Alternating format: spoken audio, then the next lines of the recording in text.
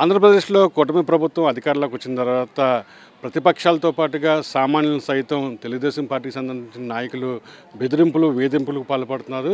ఈ నేపథ్యంలోనే దాన ధర్మాలకు మారుపేరైనటువంటి పిఠాపురం మహారాజా కుటుంబానికి కూడా వేధింపులు గురైన పరిస్థితి అయితే ఉంది. ప్రస్తుతం నేను పిఠాపురంలోని ఆర్టీసీ కాంప్లెక్స్లోని సూరవరపు వీధిలో ఉన్నాం. ఇక్కడ మనం చూసినటువంటి ఇల్లు పిఠాపురం మహారాజా వారికి చెందినటువంటి ఆయన మేనకోడలు విన్నపాల చంద్రలేఖ సంబంధించిన నివాసం. ఆమె దాదాపు ఇక్కడ నుంచి 1970 నుంచి కూడా తన కుటుంబంతో ఆమె ఇక్కడ నివాసం ఉంటున్నారు. ఇది అన్నదమ్ములకు సంబంధించినటువంటి ఉమ్మడి ఆస్తి. అయితే ఈ వివాదం కోర్టులో ఉంది. 1974లో కోర్టు డిగ్రీ ద్వారా చంద్రలేఖ కుటుంబానికి ఈ ఇల్లు రావడం జరిగింది. ఇక్కడ మనం చూస్తే దాదాపు 18 సెంట్ల స్థలంలో ఒక ఇంటిని కట్టుకొని వీరంతా కూడా ఇప్పటివరకు జీవిస్తున్న పరిస్థితి అయితే ఉంది. అయితే తాజాగా అంటే 2 నెలల క్రితం కొంతమంది వ్యక్తులు వచ్చి ఈ ఇంటిని మేము కొనుగోలు చేసాం, ఖాళీ చేయమని చెప్పి దౌర్జన్యం జరిగింది. దానికి వెనుక టీడీపీ నాయకులు ఎవరైతే స్థానికంగా ఉన్నటువంటి కొంతమంది టీడీపీ నాయకులు తీవ్రంగా ఈ పిఠాపురం మహారాజా కుటుంబాన్ని భయభ్రాంతులకు గురి చేసి ఇల్లు ఖాళీ చేయాలని చెప్పడంతో వీరు సోషల్ మీడియా వేదికగా నిన్న బయటికి రావడం జరిగింది. అసలు ఏం జరిగిందో తెలుసుకునే ప్రయత్నం చేద్దాం. ప్రస్తుతం మనతో మాట్లాడేందుకు చంద్రలేఖ ఉన్నారు. అమ్మ చెప్పండి, ఏం జరిగింది? మిమ్మల్ని ఎవరు బెదిరించారు? వాళ్ళ తాలూకా వాళ్ళు వచ్చి బెదిరించారండి. అదే ఇప్పుడు జగటాల లక్ష్మో ఎవరో అంటున్నారు కదా, వాళ్ళ తాలూకా వాళ్ళు 10-20 మంది అంతమంది వచ్చారు. వచ్చి లోపల ఉన్నదాన్ని బయటికి లాక్కొచ్చారు, రెక్కట్టుకుని లాక్కొచ్చి ఏం చేస్తారు, మేము బయటికి ఈడ్చేస్తాం, ఇప్పుడు మమ్మల్ని ఈ సామాన్ అంతా అవతల వారేస్తాం, ఏం చేస్తారో చేసుకోండి అని చెప్పారు. ఇంకేం చేస్తాం, ఎవ్వరు లేరు, ఈ పిల్లలు ఎవ్వరు లేరు. ఈ పిల్లోడే ఉంటే ఫోన్ జ్ఞాపకం వచ్చి ఫోన్ చేశాను, నాయన నన్ను బయటికి ఈడ్చేస్తున్నారు రారా అని. అప్పుడు పాపం పరిగెత్తుకొచ్చాడు, వచ్చి పోలీసులకి కంప్లైంట్ ఇచ్చాడు, ఇలాగ చేస్తున్నారు, ఆవిడ ఉన్నారు, మరి ఏంటండి అంటే వాళ్ళు వెంటనే వచ్చారు. వచ్చి బయటికి నడమని అందరినీ అవతలు కొట్టేశారు వాళ్ళు. వాస్తవంగా ఈ స్థలం ఎవరిదమ్మా? ఎప్పటి నుంచి ఉంటున్నారు మీరు? ఈ స్థలం మా నాయనమ్మ గారిదండి, మహారాజా గారి కూతురు కదా, ఆవిడకి సంఘం వచ్చిన ఆస్తి అది. ఆవిడ భర్త గారి ద్వారా వచ్చింది కూడా, అంతా కలిపి వాటా వేసి ఇచ్చారు మాకు. ఆవిడకి 8 కొడుకులు, మా నాయనమ్మ గారికి ఒక్క కూతురు. ఈ 8 కొడుకులకి సమానంగా రాసిచ్చారు ఆవిడ. రాసిచ్చి మీ ఇష్టం, మీరు ఏం చేసుకుంటారో చేసుకోమని ఇచ్చేశారు. అది అంటే కోర్టు డిగ్రీ ద్వారా వచ్చిందన్నారు. ఏంటి అది విషయం? ఏంటి కోర్టు డిగ్రీ ద్వారా? మా ఆస్తి వీళ్ళు ఉండేవారు కదా, వీళ్ళు ఏం చేశారు, పక్కింటి వాళ్ళు వీళ్ళకి ఆస్తి ఉందనేసి వెంటనే కోర్టులో పడేశారు. పడేస్తే ఇదేంటి మా ఆస్తిని మీరు కోర్టులో పడేయటం ఏంటని మా ఆయన గారికి అప్పుడు బాగా తెలివిగా ఉండేది. ఆయన వెంటనే కోర్టుకి ఎక్కి ఇదేంటండి మాది ఆస్తి మీరు డిగ్రీ ఇవ్వడం ఏంటి అని అంటే వెంటనే తెలుసుకుని అది మార్చేసి అప్పుడు ఈయన పేరుని రాసి ఇచ్చేసి మీకే చెందుతుంది ఈ ఆస్తి, ఎవరికి చెందదు, ఇది మీకే రాసిస్తామని చెప్పారు కోర్టు. తాజాగా ఎవరు 2 నెలల నుంచి వేధిస్తున్నారంట కదా మిమ్మల్ని? ఎవరు? 3 నెలల నుంచి అండి. ఇప్పుడు అస్తమానం రావడం, మాది ఇది మాది ఇది మాది ఇది అంటే ఏం చెప్పమంటే మాదంటే మాకేమన్నాడు ఇది ఎరగం మేము ఎప్పుడు ఇక్కడ ఉండటం వెళ్ళిపోవటమే. ఏదన్నా వారం రోజుల మధ్యలో ఎక్కడికన్నా మా వాళ్ళ ఇంటికి వెళ్ళడం వచ్చేయడమే తప్ప మేము ఎక్కడికి వెళ్ళలేదు, ఇక్కడే ఉన్నాం. ఎవరికి అమ్మలేదు, సెంటువు మేము అమ్ముకోలేదు. ఇందు మీద ఏదొచ్చిందో అదే జాగ్రత్తగా పిల్లల్ని పెట్టుకుని తిన్నామే కానీ ఎవరిని చిల్లు పైసా కూడా మేము అప్పు అడిగి ఎరగం. ప్రస్తుతం దీని మీద మాట్లాడేందుకు చంద్రలేఖ కుటుంబ సభ్యులు ఉన్నారు.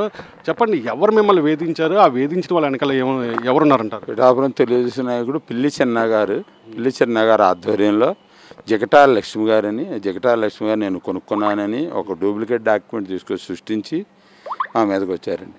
మేము 1974లో కోర్టులో పెట్టిన ఆర్డర్ ఉంది అంటే ఈ ఆర్డర్ చెల్లుబాటు కాదు, ఈ ఆర్డర్లో మాకు సంబంధం లేదు, దస్తావేజులు కావాలని ఎస్ఐ గారు వచ్చి మమ్మల్ని అని మీ మీద SC ST కేసు పెట్టడం జరుగుతుంది అని చెప్పేసి వెళ్ళారు. వెళ్ళిన తర్వాత మాకేం చేయాలో తెలియక పవన్ కళ్యాణ్ గారిని ఆశ్రయించి మేము సోషల్ మీడియా ద్వారా వీడియోల్లో పంపించుకొని అయ్యా మీరే దిక్కు లేకపోతే మాకు సాగే శరణ్యం అని చెప్పి మేము వీడియో ద్వారా ధర్నిస్తే పొద్దున్న RDO గారు వచ్చి ఆయన పరిష్కారం చేసి ఇలా కాగితాలు వీళ్ళ పేరున ఉన్నాయి, వీళ్ళ పేరున ఏమీ డాక్యుమెంట్ లేదు, కోర్టు ఆర్డర్ అంటున్నారు, కోర్టు ప్రాపర్ ఆర్డర్ తీసుకొని మీరు వచ్చేదాకా వీళ్ళ మీదకి ఎవరు వచ్చినా సరే బాధ్యులు మీరు అవుతారని చెప్పి మీరే ఉండండి, ఇందులో ఎవరు మిమ్మల్ని ఇబ్బంది పెట్టరని మా అమ్మగారికి చెప్పి వెళ్ళిపోయారు. పిఠాపురం మహారాజా కుటుంబం అంటే చాలా గౌరవప్రదమైన కుటుంబం, ఎంతో పేరు ప్రఖ్యాతులు ఉన్నటువంటి కుటుంబం. అలాంటి కుటుంబానికి వేధింపులు రావడాన్ని ఎప్పుడైనా చూసారా మీరు? అసలు ఇప్పుడు వచ్చి ఎప్పుడు మేము ఎరగలేదండి ఈ వేధింపులు. బయట వాళ్ళు వచ్చి ఎస్సీ వాళ్ళు వచ్చి తిరిగి పంపించు మమ్మల్ని మాలోళ్ళని తిట్టేవని చెప్పి కేసు పెట్టామంటున్నారు. అసలు వెనకాతలు పిల్లి చిన్న గారండి, తెలుగుదేశం నాయకుడు పిల్లి చిన్న గారే ఉన్నారండి అందులో వెనకాతలు. ఆయన వెనకాతలు ఉండి ఆయన ప్రోద్బలంతో జరిగింది సార్. అది టీడీపీ నాయకుడు పిల్లి చిన్న గారు ఆధ్వర్యంలోనే జరిగిందండి అంతా. అదే మీరు చెప్పండి, ఎలాంటి వేధింపులు గురయ్యారు ఈ 2 నెలల నుంచి మీరు? ఈ 2 నెలల నుంచి చాలా భయంకరమైన వేధింపులకు గురయ్యాము సార్. ఎందుకంటే పెద్ద ఆమె 75 సంవత్సరాలు ఆమెని ఇంట్లోంచి బయటికి లాక్కొచ్చి కొట్టి వీరి ఇల్లు ఖాళీ చేస్తారా లేదా అని మమ్మల్ని చాలా భయంకరంగా వేధించారు సార్. తెలుగుదేశం నాయకులు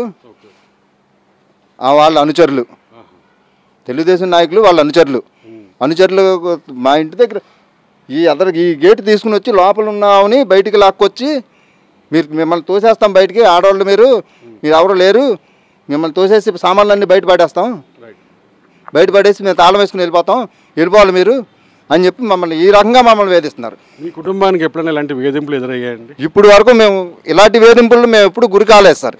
ఇదే ఫస్ట్ టైం మేము ఇలాంటి వేధింపులు గురవడం.